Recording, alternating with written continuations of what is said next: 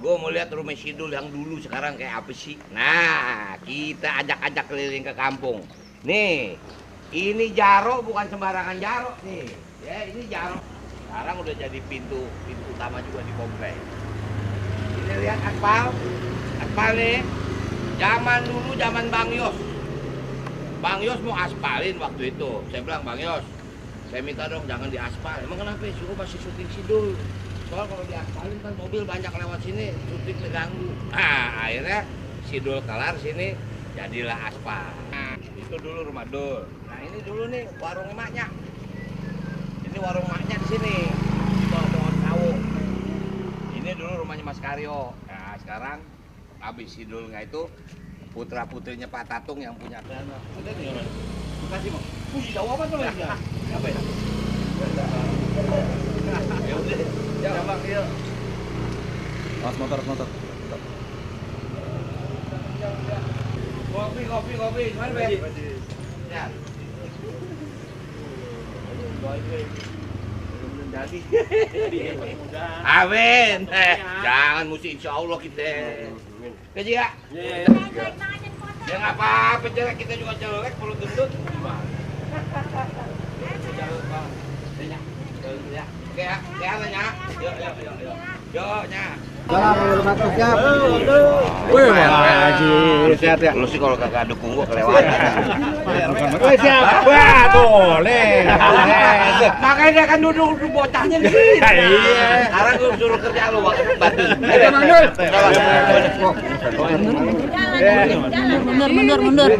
Mundur yuk. Mundur dong. Kan gini enak. Bang Haji, nih zaman dia masih sedikit nih. Makanya wah, lu bikin kaos. Mau yakin dong. Ini bagaimana urusannya bikin kaos? Karena gue ngefans banget sama lo, jadi gue punya ide aja bikin sendiri gitu. Lo bener bisa bikin banyak? Bukan Kalau bener bikin banyak, gua nggak usah bikin di Bandung, lu aja. cocok aja. Serius? Serius, lo lihat ke Meksiko. Mana di mana? Di rumah gue ada di sana jalan. Keren nggak? Jalan. Keren nggak? Keren. Dia bisa dapat fotonya dari mana nih? Gua belakangnya? Belakangnya ada juga. Dul. Sudah nih gua lihat. Serius jadi. Diborong nih. Daripada gua bikin jauh-jauh ke Bandung, gua bikin di kampung gua aja deh. Punya kampung sendiri ada. Wah, boleh juga. Juga boleh. Di sono. Tahu? Ya, udah keluarnya. Kita lihat. Iya. Oke. Awas. Apa tuh? Assalamualaikum. Waalaikumsalam. Gua taunya kan pabrik tahu. Iya, emang baru tahu terkenalnya iya. Ini mesin. Ini bagian jahit. Saya bantu jahit. Mesin juki berapa biji lu? Hah? Mesin juki. Ya, biji itu. Lumayan lah. Lumayan lah ya. Iya. Keluarga aja ngerjain, Bang. Berapa orang tenaga? Kalau semuanya Komputer semua. iya. Ininya maksudnya bukan itunya. Rumah di atas. Itunya. Di atas. Nah, aku bikin situ daripada baru bikin di Bandung. Iya, udah pasti Iya. ya. Masih cakep kualitasnya. Nah, kalau orang Lihat banyak aja nih produk. tuh kagak percaya, tapi ini keren nih. Siapa mau ntar dibagi ya? Tunggu, bulan matang lagi digoreng. Kerjain ya? Alhamdulillah. Seminggu kelar. Amin. Ini kebetulan gue mau jalan ke belakang. Artinya ini kampung ini mah kampung kagak aneh buat gue. Ini sebagian lokasi syuting Sidul di sini. Dulu nggak begini, Mak. Ini bagus. Waduh, dulu mah banjir, tenggelam kita. Jadi waktu adegan satu, si Karyo ngudak nyari burung. Nah, itu alat di depan tuh. Dia ngudak-ngudak. Karyo apa? Bejo. Ada ras. Makanya tadi ada si Mak bilang, "Yuk, waktu lu syuting gue di sini, Dul." Wah, jadi lu lihat syuting, lihat. Wah, bagus berarti. Kemudian ada versi lebaran. Jadi adegan saya, Babe sama Mandra pulang dari masjid. Itu di situ. Yang nimpukin anak-anak. Artinya ini kampung sih nggak aneh lah. Yang bikin aneh surprise bener. Nih si Babe nih. Ternyata dia, coba lu bikin apa? Bikin kaos gua. Tuh. Gua punya konveksi di sini. Kita baru rencana mau bikin kaos. Baru rencana. Makanya begitu kita jalan, dia nyodorin begini, gue bilang, wah, kalau bisa bikin begini, loh bagus bener nih, gue nggak usah bikin ke Bandung. Jadi artinya nggak usah bikin di tempat lain, kalau di kampung jadi bisa. Ini UMKM kan? Iya. Bagus lagi hasilnya tuh. Tapi lu sanggup bikin banyak ya? Insya Allah. Oh, udah ntar kita goreng. Jadi. Mbak Nano kan Ya. sebelumnya menjabat di Banten ya, dapilnya juga DPR Banten Betul. gitu ya, terus kemudian kembali ke Jakarta. Ya. Nanti ke depannya ini akan seperti apa sih Bang, selain mungkin kalau ini kan daerah Abang Ya, sendiri, ya. akan seperti apa Bang? Ya memang setelah saya coba belajar ya dari apa yang diperintahkan Ibu Mega, saya ada di Banten. Ini sebetulnya menjadi tempat saya pelatihan. Saya sebetul dari 2008 sampai 2016 itu ada di Provinsi Banten. Kalau dihitung mungkin lebih dari 10 tahun. Saya pertama kali ada di Kabupaten Tangerang, yaitu sebagai wakil bupati. Kemudian naik 2012 jadi wakil gubernur di Provinsi Banten. Naik 2015 jadi gubernur Banten. Ternyata itu jadi pelatihan kalau satu saat saya harus di Jakarta. Gitu kan. Nah itulah sebetulnya impian Babe. Sekali-kali gue lihat lo mau jadi gubernur. Jadi gubernur udah, walaupun memang baru di Banten. Nah sekarang ternyata tugasnya jadi wakil gubernur. Nah artinya saya sama Mas Pramono itu bukan bagi tugas. Mas Pram itu memang seorang konseptor. Ya jadi kemarin waktu saya ketemu sama Mas Pram malam setelah saya pagi diperintahkan Ibu Ketua Umum menjadi wakil, saya ketemu dia. Mas Pram juga bilang, "Dul, kerja gue di meja, kerja lo di lapangan." Itulah karena mungkin Mas Pram tahu saya ada di mana. Dan kemudian saya lebih tahu Mas Pram itu ada di mana. Jadi artinya kalau sekarang insya Allah dipercaya sama warga Jakarta, inilah waktu saya untuk membangun kota Jakarta. Dan mudah-mudahan yakin saya akan jauh lebih baik. Oke, jadi artinya kalau terpilih nanti Mas Pram lebih ke apa? Di balik layarnya Bang Dul yang akan jadi eksekutor betul. ya? Karena kan pengalaman Mas Pram itu kan seorang konseptor. Beliau ini kan seskap, ya kan. Beliau mendesain bagaimana membangun negara, gitu. Walaupun semua adalah kebijakan presiden, tapi kan beliau yang meramu. Nah sekarang Mas Pram dipanggil dengan pertanyaan yang sama, saya dipanggil Ibu. Ibu bilang, "No, bentar lagi Jakarta ditinggal." Maksudnya apa Bu ditinggal? I-nya pergi, dia nggak jadi ibu kota.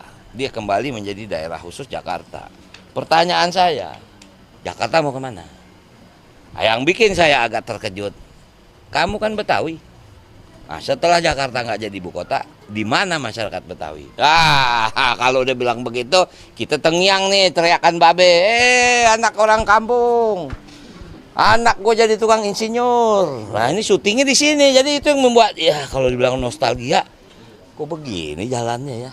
Ya itulah, mudah-mudahan aja masyarakat Jakarta memberikan kesempatan bagi saya sama Mas Pram bisa memimpin kota ini. Pak, apa yang bakal diperbaiki nih kampung Ya. ini? Tadi kan bilang katanya dulu sering banjir. Betul. Wah ini dulu daerah banjir. Walaupun gini, banjir Jakarta itu boleh dikatakan semua lintasan. Cuman itu jangan jadi alasan. Udah klasik. Tapi memang kenyataan ini Kali Kerukut. Wah Kali Kerukut ini lintasan memang bisa dari Kabupaten Tangerang. Kemudian sebagian artinya dari Grogol segala macam. Artinya memang sekarang drainase itu harus diperbesar. Kita tahu banjir itu kalau dibilang genangan, artinya bisa curut. Sekarang bagaimana kita mempercepat surutnya itu? Nah, artinya banjir itu adalah permasalahan utama di Jakarta. Apabila di memang musim banjir. Nah, sekarang ini kan iklim sedang berubah nih. Mungkin dalam waktu 3 tahun tidak terjadi banjir besar seperti tahun 2007. Karena apa? Climate change sedang terjadi. Cuman sekarang kemaraunya luar biasa. Berarti penghijauan kota, ruang terbuka hijau harus diperbanyak. Untuk apa? Menurunkan emisi rumah kaca yang dibilang karbon. Bang, Gitu. tadi kan soal iklim ya. Satu lagi Bang, mungkin permasalahan paling besar di Jakarta adalah soal kemacetan. Ya. Kemarin Bacagup satu lagi nih sudah bilang salah satu solusi kemacetan. Nggak usah repot-repot psikolog keliling dah. Ya, tentu setiap kita pasti punya misi, punya tujuan. Ya kita nggak usah ada ngejelek-jelekin yang mana. Artinya begini, Jakarta ini unik. Siang 14 juta, malam 9 juta. Kenapa saya bilang 9 juta malam? Berarti 4 juta itu mendatang. Kemacetan itu terjadi pada saat-saat jam kerja, datang pulang, itu macet. Contoh soal Lebaran, Jakarta kosong. Artinya ada potensi untuk merevitalisasi yang dibilang sistem ini. Karena yang namanya begini, Bang Yos bikin busway. Bayangin kalau dulu nggak ada busway, berhenti nih Jakarta. Bang Foke bikin juga MRT segala macam. Ahok, kemudian Bang Anies. Maka itu kemana kita ngarepin ini, insya Allah nih kita lagi mau minta waktu ketemu sama mantan gubernur. Karena Jakarta ini harus dibangun berkesinambungan, nggak bisa sendiri-sendiri. Kagak usah deh, visi gue begini. Enggak, Jakarta itu udah punya plotting. Apalagi sekarang anggaran APBD DKI sudah diketok, disetujui oleh DPRD. Anggaran 2024-2025, programnya ini. Nggak bisa nih gubernur baru, wakil gubernur baru kerja yang lain. Ini dulu yang mesti dikerjain. Visi misi kita nanti kita usulkan di perubahan. Pasti terjadi di 2025-2020. Apa sekarang permasalahan? Oke, pemerintah itu bukan berarti gampang, tapi tugas utama cuma dua. Yang satu urusan wajib, yang kedua urusan pilihan. Wajib itu apa? Dasar kesehatan, pendidikan, lingkungan, perhubungan. Nah ini kita jabarin. Pendidikan apa nih? PPDB setiap tahun masalah. Walaupun Jakarta nggak seperti Banten. Jakarta tidak serumit dengan Jakarta daerah yang lain. Karena apa? Secara infrastruktur, Jakarta sudah tertunjang. Cuman bukan berarti nggak ada masalah. Itulah makanya kenapa PPDB itu diciptakan. Karena misalnya begini, jumlah lulusan SD anak-anak 18.000, dia pindah ke SMP. Nah SMP tuh cuma bisa nampung 8.000, yang 10.000 dilarin ke swasta. Nah inilah makanya dibikin sistem yang dibilang afirmasi, prestasi, kemudian zonasi. Karena apa untinya? Bangunan sekolahnya kurang.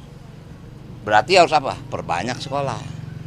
Gitu. Jadi dalam waktu dekat Bang Dul bakal ketemu dengan mantan-mantan. Insya Allah hari ini saya dijadwalkan untuk ketemu, tapi belum tahu jam berapa. Nah, yang pasti akan kita susun Bang Yos, kemudian Bang Foke, kemudian Ahok, kemudian juga ke Bang Anies. Itu memang menjadi jadwal. Karena ya itulah, maaf mungkin kalau beliau dengan Mas Pramono jauh lebih kenal daripada dengan saya, karena dari sudut pemerintahan kan. Nanti itu yang sedang kita jalin. Realita sekarang Bang Anies juga paham, dia sudah tidak bisa ikut lagi. Ya buat apa juga bertahan-tahan, yuk kita bangun rame-rame. Karena insya Allah ntar kita kelar, barangkali ada jodoh tempat lain Bang Anies jadi yang lebih tinggi, mana kita tahu. Yang penting mengkiranya Bang mau kemana sih waktu kemarin, kenapa Bang bikin begini? Kenapa sih bikin jazz, kenapa sih bikin ini?